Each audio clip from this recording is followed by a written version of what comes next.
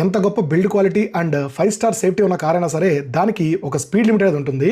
100 అంతకన్నా ఎక్కువ స్పీడ్లో యాక్సిడెంట్ జరిగినప్పుడు ఆ యాక్సిడెంట్లో బ్రతికి బయటపడాలంటే 5 స్టార్ రేటింగ్ అండ్ సేఫ్టీతో పాటు ఎంతో కొంత అదృష్టం కూడా ఉండాలి.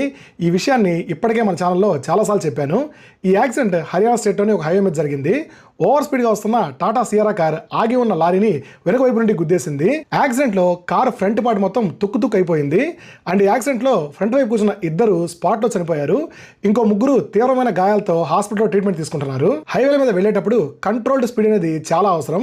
ఈ విషయం తెలియక చాలా మంది ఓవర్ స్పీడ్గా వెళ్ళి కంట్రోల్ చేయలేక ఇలా రోడ్డు పక్కన ఎక్కడో ఆపున్న లారీని వెళ్ళి గుద్దేస్తున్నారు. మన ఛానల్లో పోస్ట్ చేసే మోస్ట్ ఆఫ్ ది యాక్సిడెంట్స్ కి మెయిన్ రీజన్ ఓవర్ స్పీడ్ అని నేను చెప్తున్నానని చాలా మంది కమెంట్ సెక్షన్ లో కమెంట్ చేస్తున్నారు. కావాలంటే మీరు నెంబర్స్ కూడా చెక్ చేసుకోవచ్చు. ఇండియాలో జరిగే 90% మేజర్ యాక్సిడెంట్స్ కి ఓవర్ స్పీడే కారణం. కాబట్టి మీరు ఎంత ఎక్కువ స్పీడ్ లో ఉంటే అంత ఎక్కువ రిస్క్ లో ఉన్నట్టు. అవేర్నెస్ కోసం ఈ వీడియోని వీలైనంత షేర్ చేయండి.